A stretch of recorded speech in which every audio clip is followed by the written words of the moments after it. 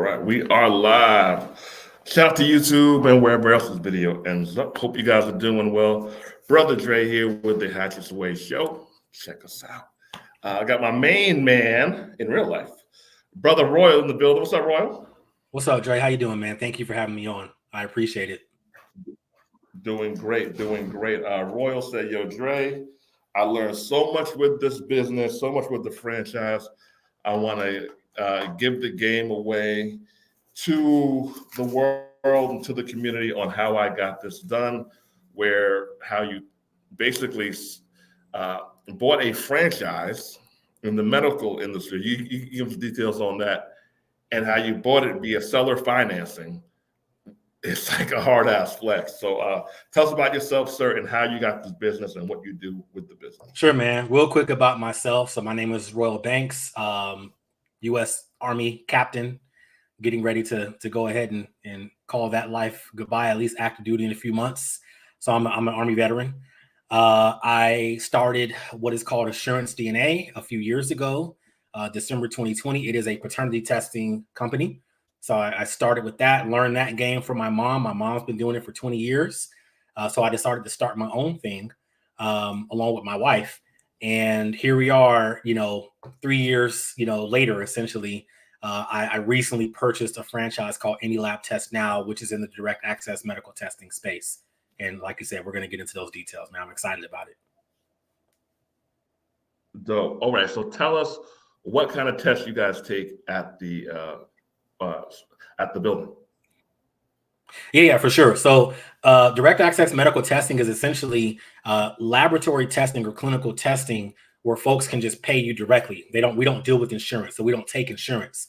So what we do is clinical testing. So metabolic panels, blood counts, thyroid testing, cholesterol, lipid, pre-diabetic testing, along with paternity testing, along with drug testing, DOT and non-DOT and rapid, along with STD testing. And when companies, other laboratories and other companies reach out to us to do collections for their clients in the area. So we'll draw the blood and send the samples off to that lab so they can do their analysis. And that's exactly what we do. Okay. How did you get into acquiring the franchise? That's a good question, man. So when I was on my honeymoon in 2021, I, still had the paternity testing company. I was in El Paso, Texas. And so I had a client who needed to get their samples collected. And I'm in the Bahamas, man. I'm not going to fly back from the Bahamas to El Paso, Texas to do a dog. It's not going to happen, right? It's not going to happen. I'm on the beach with my wife. I'm chilling, right? Why would I do that? But so I sent that client to a local collection facility, and they actually messed up the test, screwed up the paperwork, and I was very unhappy with that.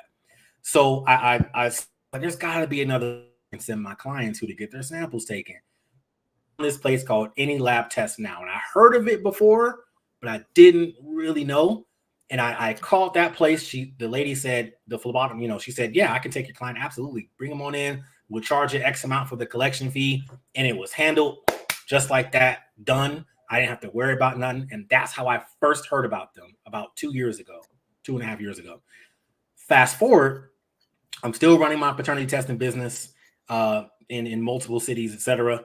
And it was last summer. So around August 2023. I walked in to the location to the Any Lab, and the girl that was working there was like, "Hey, did you know that they're selling this place?" And I was like, "Nah, I didn't know. The owners are selling." Like, yeah, they got to get out of it. I'm like, okay, cool. Whatever. That's great. They're selling. Oh, she's like, yeah, they're selling it to these other folks. I met the potential buyers. I met them, and I was like, oh, great, congratulations. That's awesome. Cool. Turns out a few weeks later, they pulled out the deal. I come back and I find out from that same girl that works there, like, hey, they pulled out the deal. And I was like, oh man, that's crazy. That sucks. And she said, Mr. Banks, I think you should put in an offer. I think you'd be a good person to own this place. And I was like, really? How much are they asking for? She was like, oh, X amount, in the low 100,000 or so. I was like, man, I don't have that money on me right now. And I was like, wait a minute. I've been listening to all these doggone podcasts about seller financing and about acquisitions and all this stuff. Let me just see, man. So I luckily I had known the owner, at least one of the owners, for a little bit, like just in passing, we've had conversations. So I just texted her, hey, are you still thinking about selling? And would you be interested in me possibly buying it? And she was saying, Royal, if I knew that you were interested in buying this place, I would have contacted you first. And there it is. That's how it started to that point. All right. So in real 101 Brother Dre language, what is seller financing? Yeah, man, good question. So seller financing is when you want to buy a business, okay? And instead of giving that seller $100,000 cash, right? Or instead of you taking out a loan from the bank, right? And dealing with all that stuff with the bank, you work out a deal with the seller to say, hey, how about we work out some terms between us? I can give you a down payment and then I pay you monthly for X amount of time with X interest. And so the seller then steps away. The seller then just gets X amount monthly. And then you take over the business from there. And that's essentially what it is.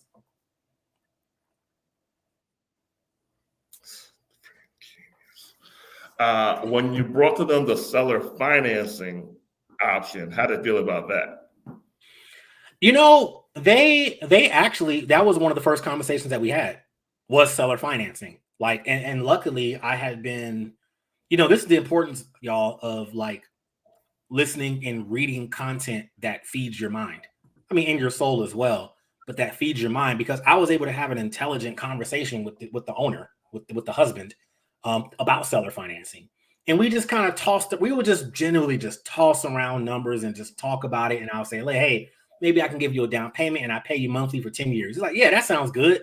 Just being able to have that conversation and not sound stupid. I didn't have everything figured out, but I knew at least what seller financing was to even have that conversation. That's a big one. What's that picture doing here? You knew enough to get started. Yeah. So at and least I think, have a conversation. well, I know what hinders most people is they think they have to know everything to get started, but you never know everything until you figure out the damn thing. Yeah, that's because I knew maybe like 45% of what I needed to know. And we'll talk about it, Dre. All those phone calls I had with you, like, hey, man, what do I do? Yeah. Look, I know the business. And you were learning stuff. I'm learning stuff. We're figuring out on the go. I'm calling mentors. I'm calling everybody. But that's how that conversation started. The conversation started like that, and then it went from me. And I did this myself. I didn't hire a business broker to do this. You know, sometimes people want to hire, and there's nothing wrong with that. Getting a business broker to be the intermediary between the buyer and the seller. That's what business brokers do. They're like real estate brokers, except for businesses. Cool, fine. But I think this deal was small enough to where I could probably handle it. So from that initial conversation, I sent what is called a letter of intent, LOI. And a letter of intent is saying, hey, let's enter into an agreement. This is not a contractual agreement saying that I will close on this place, but at least we can do due diligence in this time period. And that's essentially what that was. Do this due diligence. So part of that due diligence is me looking at bank statements, them approving me to look at, their tax statements, looking at everything, profit and loss statements, expense reports, everything. I was able to look at all that stuff and generally understand, y'all, I'm an English major. I'm not a business major. I was just able to learn this stuff just by looking at YouTube and podcasts for the past 2 years. So go figure with that. That's the stuff, man. All right. So you have to give them a down payment and you're financing the rest. If you don't want to go into details, that's cool. But what I would like to know is how much you put down, how much are the payments, and how long are they for, if you feel comfortable. Sure. Yeah. Good. I put down $30,000 of not my own cash. So learning how to leverage the existing assets.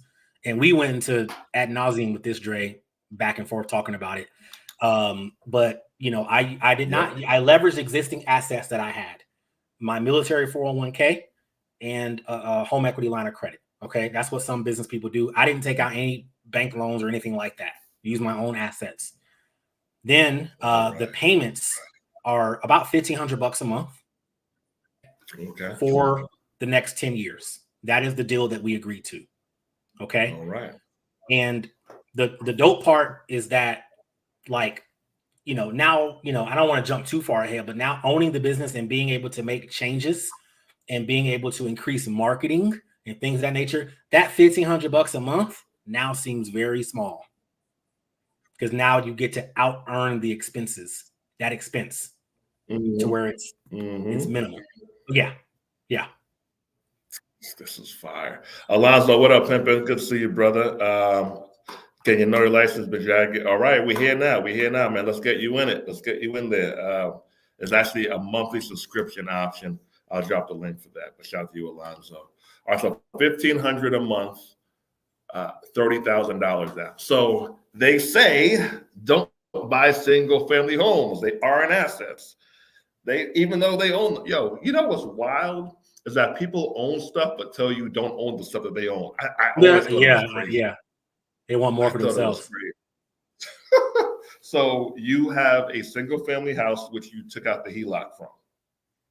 And not my primary residence. That's a rental property that I have. And I bought that rental property in 2018. And it got enough equity in it to where I can take out that HELOC. That's extra player. So you leverage. So this is why I'm so big on real estate, right? Some people say, well, I want the fit. So I think most people, not all people, but most people will be happier in 5 to 7 years in the C plus house, the 6 out of 10 house, than the 9 out of 10 apartment that they could have rented, because of things like you just did. You utilize a home, a rental property, which is bringing you an income, up in equity, to take that money out and put that money down on a business, which you don't even work there. No. How often are you there? Do you even go there every day? I go there. I make my runs about twice a week. You know what I'm saying? Because sometimes you got to pick up. You got to pick up checks and cash sometimes, man, and make your deposits. So I make my runs. I do. My employee is incredibly smart and intelligent. She understands phlebotomy. She understands blood draw. She understands the medical. She's trained, etc. And so that's the dope thing about owning a business. And hopefully, I mean, Dre, we could talk the good and the bad too, because I had a problem employee in the very beginning, and you told me what to do. And I did not do it. Right. Well, because I know everything, I'm waiting for you to say what you feel comfortable talking about before I just start blurting stuff out. Okay. So you bought a business with an employee. This is the same way that people buy a rental property with a tenant in there. It's usually hit or miss. So you bought the business with the employee. How did that go? Well, the employee was not great. Not great. She was okay enough to where I could have her there by herself and she could do the job, but there were too many factors with her that kept pulling her out of work. And I went about it. I went about it the right way. You know what they say: hire slow, fire fast. This is my first time ever even dealing with that ever. I've only ever worked with VAs, man, with virtual assistants. They're essentially business owners. They're self-employed. So it was like, hey, yo, this ain't really working out too well. We're gonna part ways. Boom. Dealing with an employee is different. So she wasn't that great. All right. And I had to learn to document things when things were not going well, documenting them. And then we eventually had to let her go. Now, the smart thing I did was when I kind of realized, like, not really working too well. And it sucked because it bit into the profits. And the expenses were crazy. I called a staffing agency and I was like, hey, I need to get somebody in here. That's good. All right. And literally the day that the quote problem employee was out having an emergency, I was there at the store. Mind you guys, I'm not a phlebotomist. I don't know how to draw blood, but I got customers right there like, hey, what's going on? What's up? What's going on? the new employee walks in, the current one that I have right now, and within 30 seconds, she takes care of everything. She walks in, I'm like, oh my God, thank God you're here. The temp. Okay. 30 awesome. seconds. Hey, take care of this. Boom, done. And I can, and here's another quick thing about franchising. I want to talk about this too. In franchising, you have a system. All right. They literally give you this, they give you the play. They literally give you everything. All right. So how did I find that temp? They have a temp agency that they have already on recommendations in their system. They were like, just call them, ask for so-and-so, and you'll be able to get somebody. Done. You know, and since then she's been my employee. She's great. Whew. Deep.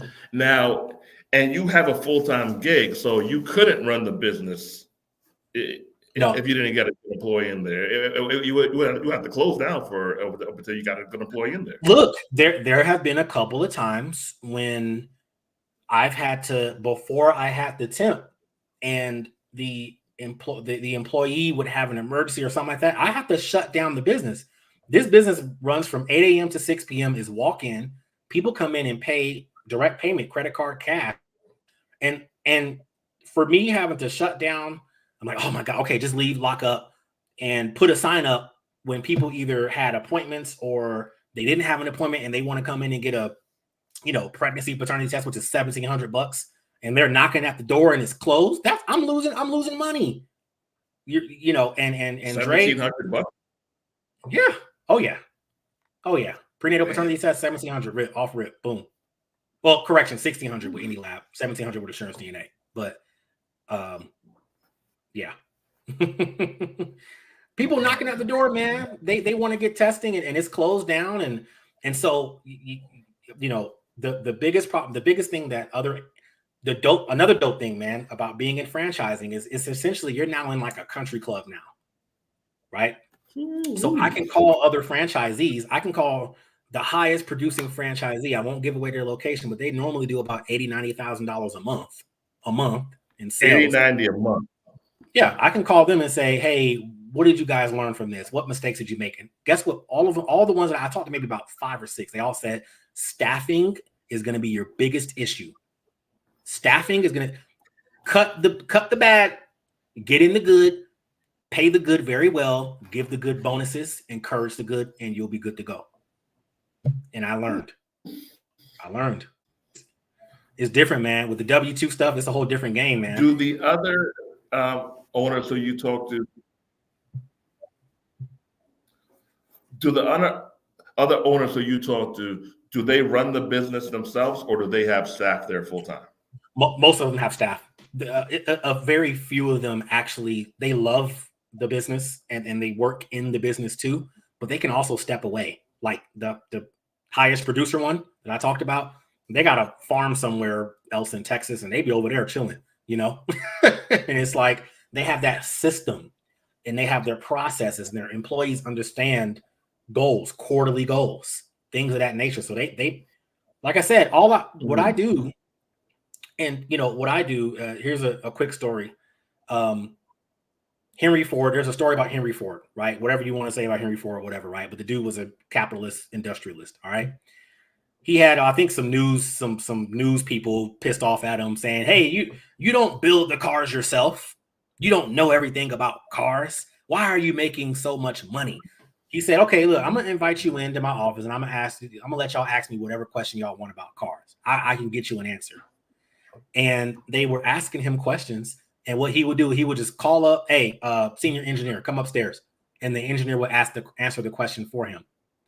And he would say, this gives me more time to think and plan and strategize. And that is exactly what I am doing. I'm not working in the business. Now, I am going to go to school later this year to learn the craft and the skill set. So I can't ever be played, right? Mm-hmm. But I'm not going to be working in the business all day long or creating a second job for myself. My job is to get B2B contracts, government contracts, increase marketing, and also scale, open up more locations. That's what my job is. I absolutely love this business model. Ever since you told me about it, I said, this just makes total friggin' sense. Absolute sense. All right. What's your best What's your most frequently requested service that people come for, and which one pays the most? Oh, that's a great question. Most frequently requested and paid for is STD testing. STD testing, okay. STD testing. We offer multiple STD panels. So, one quick fact for in general in health, when you ask for an STD test in general, anywhere, like, I want to get STD, I want to get you have to ask normally for HSV 1 and 2, herpes. You have to ask for it because statistically, so many people have it. Generally, in general testing, they don't really include it. So you have to ask, I want a full panel STD test, HIV, gonorrhea, HSV 1 and 2, syphilis, chlamydia. You have to ask for herpes one. Anyway, so look, STD testing is the one that is requested the most. My profit margins on that are pretty good, but also the clinical testing, right? So some people come in, hey, I want to get, I did this test on my own the other day, a comprehensive male panel. So it does your PSA, which is your prostate screening levels, complete blood count, complete metabolic panel, comprehensive metabolic panel, your lipids, your pre-diabetic testing, all that stuff, all that blood work is included in that panel. And a lot of people request that too. Why? They go to the doctor. Their doctor says, all right, before we, do your appointment, you need to get some labs done, right? Go get your labs done. Well, guess what? Most doctors don't have labs within their doctor's office. They don't. Or they might have a partnership with Quest Diagnostics already or something like that. Well, guess how it works with me. A doctor says you need to get your labs done before we continue with your appointment. Go to any lab test now. And they just come over to me, get their labs done, pay out of pocket, get their results in 1 to 2 business days, take their results back to their doctor so they can proceed with whatever appointments or procedures they need to have. And that's exactly what we do. So STD testing and clinical testing is like 1 and 2, neck and neck almost. Okay, got it. Projected profit margins for this business or numbers, any numbers you feel like sharing? Gross profit margins. Give me a second. I'll pull it up. Okay, cool. And if you guys have any questions on acquiring a franchise, type them in the chat. Yeah, please. So gross before everything else. I think, oh man, I hold out my data. Give me a second, y'all. This is kind of embarrassing, but I have it all. I have it all up on my thing here. I don't want to give BS numbers either. Oh, here we go. My gross before everything, before paying my employee marketing is hovering around 70%. Gross profit margin. Now, included in that is, like I said, the laboratory fees for all the multiple types of testing we do, but also when we do collections. So if some laboratory says, hey, we're gonna send, a client bought a kit for whatever type of test they need, and we're gonna tell them go to any lab test now and get it drawn. We charge a collection fee, and that's 100% profit because there is no cost of goods sold for that. So we do a lot of those too, So hovering at right now, hovering around 68% at the moment, and I'm looking to improve that. How do I improve that? Why do you Royal, whatever. When I came in, I took notes for 30 days and I said, these are the tests that are most in demand. And these are the tests that we can raise prices incrementally. I'm saying it right. All right. We can raise prices on these to increase the profit margin, and they're still in demand. One day I did a test for X amount. Let's just say for $100, right? It's affordable. The next day I raised it to 120. People pay for it. No problem. Oh yeah, that's fine. Yeah, sure. Cool. No problem. That's great. Raising prices helps increase the profit margin. Sweet.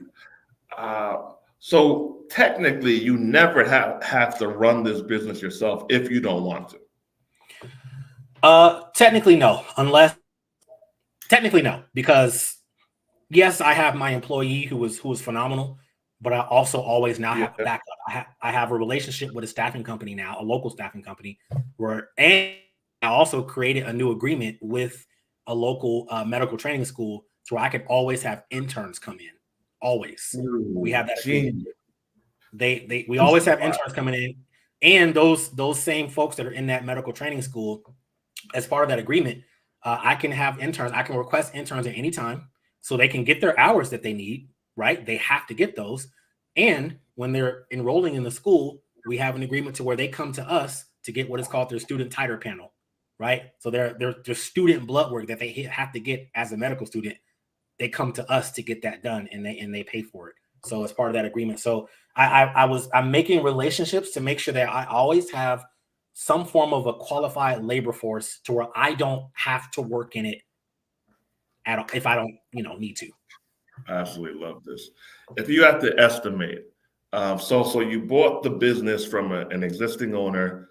Do some people buy the business from the franchise itself? They don't. You know what? No. So what it is, the franchise has their corporate owned stores, and I highly doubt they're gonna. Franchise has a few corporate owned stores in Houston, and I'm pretty sure they're not gonna sell those, right? So the other option is to buy the rights to the franchise, get the rights, and then build your own store, right? As a franchise, like a normal, right? That would have cost me about double what I paid, essentially, or double what I'm paying over 10 years. That would have cost me about double if I would have set up a brand new one, like getting the lease, doing the build out, getting the sign, doing the grand opening, all that stuff probably would have cost me about $250,000. All right.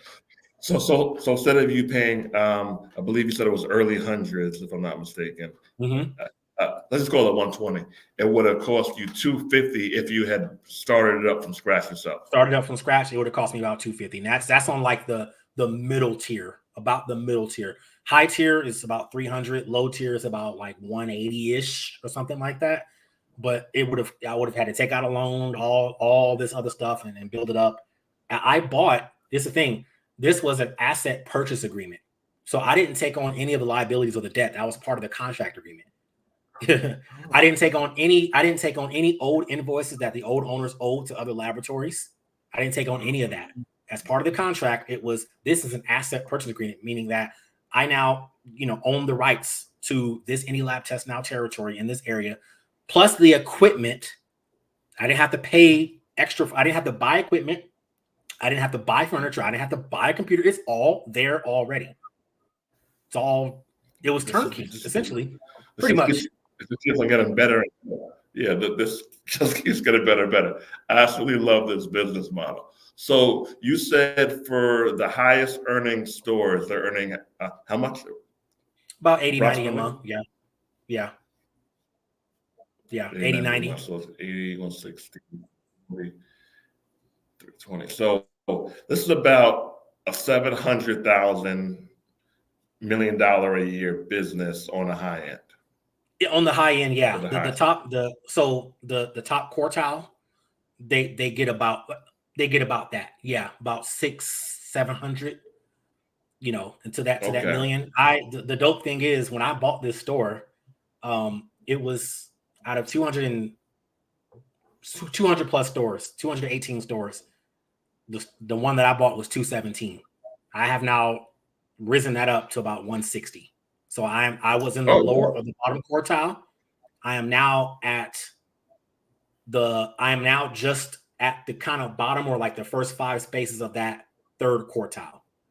And I'll be telling my franchise business coach, all of them, like, yo, give me about a year and a half, 2 years.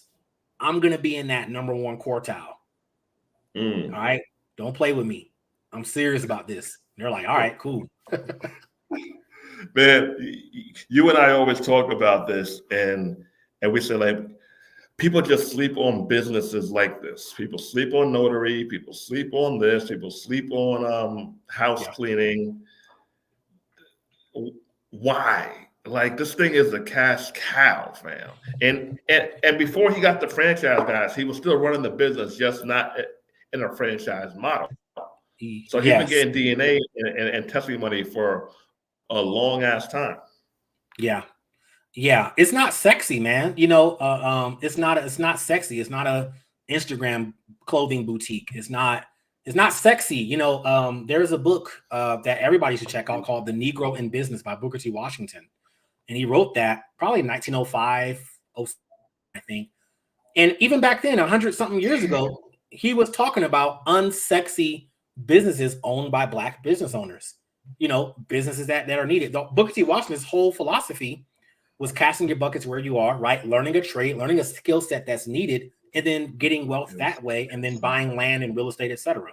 Right? So I'm just doing that. I went to see the same thing that we did. Yeah, exactly. If you think about it, we bought real estate and we have sexy businesses.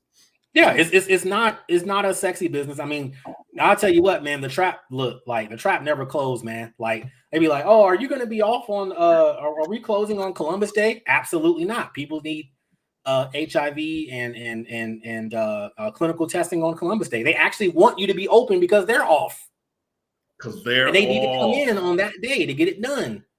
They have, of course, I work with my employees. I'm not saying I'm a, slave driver or anything like that. But seriously, she understands, she gets it too. She understands that. And so me, my wife, and my employee, we all work together to figure this whole thing out. And the goal, man, is to scale. It's not just one location, dude. I'm trying to get multiple.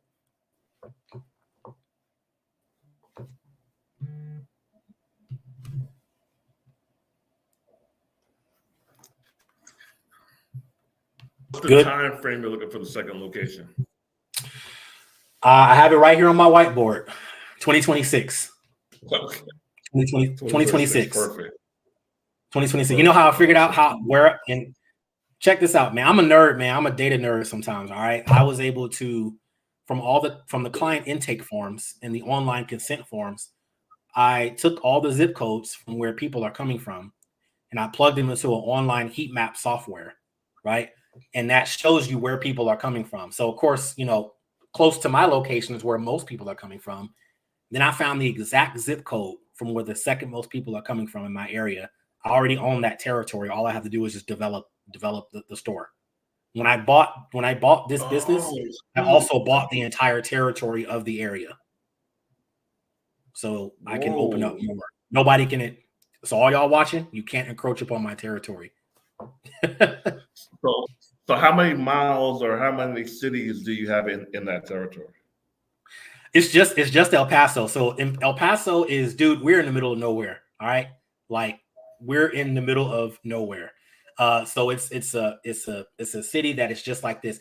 The closest large city to El Paso is Albuquerque, and that is 5 hours away. All right.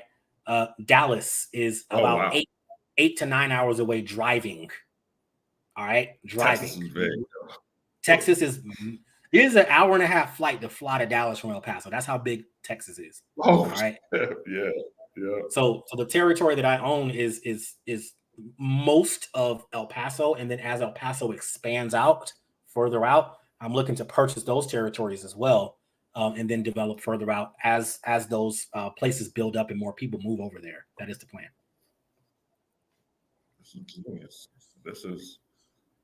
It's hard to see, like, if this store, not your store, but these stores in general, are even decently managed, it's hard to see it mess up. That is correct. I mean, even with the previous owners, they were doing okay and they were still profitable, right? But I want to do superb. I want to offer, I mean, we've gone, Dre, you know how important Google reviews are. When I took over, we had 48 Google reviews, 48 in a time span of 5 years. We're now at 90 as of today. Since I took over, we're now at 90. And 90 in 3 months or so. In about 3 months and some change, yes. We're now at 90. So 48, 90, we're now at that now. And I was told, like I said, the dope thing about having a franchise, you have a complete support system. So we have a person that manages all of our Google ads. And he was like, look, man, the secret is once you get past 250 reviews, that's when it completely changes, man. Like, you're a big boss hog in the whole city now once you get past 250. He gave me that game. Wow. Yep. I dig it. STD tests, paternity tests. What are the kind of drug tests? Hey, federal drug testing. We have a contract with the company with the TPA, third party administrator. They're like, hey, can you go out and go out on site and test this federal agency, 100-something people of all their people? Can you go out? Yeah, absolutely, we can. We did that, and I was able to set it up and set up the staffing to where the store still ran. The store was still running with an employee while we had 2 people out doing all those drug tests. And I'm granted, the invoice, the company that requested it, they were like, yeah, we're net 45. So today is the time frame of which I'm supposed to receive that. Today, tomorrow, I'm supposed to receive that ACH for 103 federal workers for that. Are you able to say about how much it's going to be? About $1,300, and and that's cool. It's pretty much, aside from labor, it's all profit from there because I'm not paying for the testing or anything like that. It was just a collection of it. And labor is just the hourly wage for the employees. That is correct. That is correct. So the goal is, drugs when you could be a DNA and STD tester first. It's everything. I mean, it's look, man, like it's dreaming and planning is a big thing. I can't find the YouTube video. I forgot who I did it with, but I remember a couple of years ago, like 2021, I was like, hey, I just do Assurance DNA. I have this, Google business page, and I call it and I fulfill the service, et cetera, et cetera. And I was like, the next thing I want to do is drug testing. That's the next thing I want. That was 2021. And I was like, I don't know how the hell I'm gonna do that, because you have to have like a space with 2 bathrooms and all this other stuff. I cast it off, and my wife was the one 2 years ago who was like, hey, babe, I think one day you can own an AnyLab. And I was like, I don't know. I don't know if I'm gonna have enough money for that. She was like, I think you will. Bingo. Here we are. Power of a spouse, y'all. Power of a spouse. Get a good wife. And you've done all this while having a full-time gig.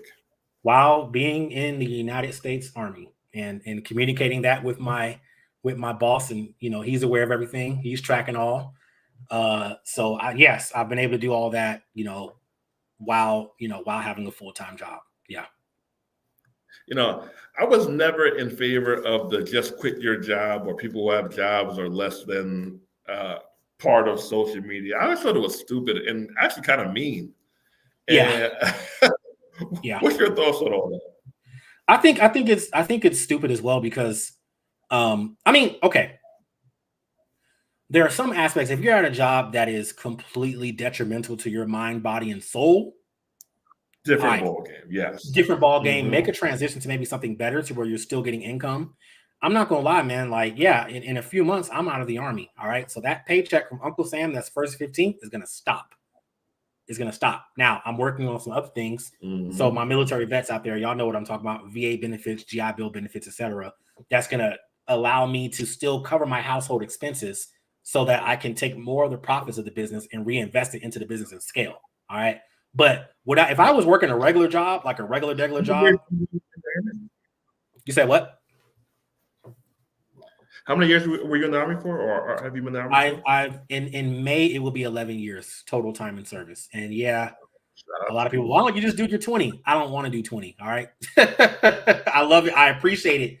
I sincerely appreciate what the Army has done for me. I truly do. I would not be the person I would be. I would not have been able to apply the operational systems mindset to any lab test now had it not been for the U.S. Army. That is a fact. However, I feel as though I have served my time, active duty at least. Jumped out of planes, man. I've done it. I've jumped out of planes and done all types of cool stuff. I'm good. It's the next phase of my life, Shout out to you, brother. Shout out to you. Yeah, man. What year is your final franchise owner financing payment done? Payment. The payment. Well, if I continue to pay the exact amount, it will be 2033. But okay. I think the way I'm gonna scale this thing, it depends. I might make some extra payments to cut down on that time. Okay. And be free of that. But it's almost like, it's almost like, yeah, you buy a rental property and you have that mortgage at first, and at first that mortgage is like, damn, man, like, you rent it out, like, man, whatever. And then you look back 5 years from now, you're like, that mortgage payment actually ain't too bad. and you'd raise the rent over time. Mm-hmm. You're like, oh, I could, if I wanted to, I could throw some extra money at that mortgage, or I could take this money and put it in savings or invest it, or I could put that elsewhere to buy more properties, as you scale. And so if I'm making $70,000 a month at one location, and I'm just paying them $1,500, whatever. No, all right, cool. I was blessed this month to be able to make the payment to them early. Never disrespect the sellers. Never disrespect your vendors and your plug. Always pay them on time. It's or early.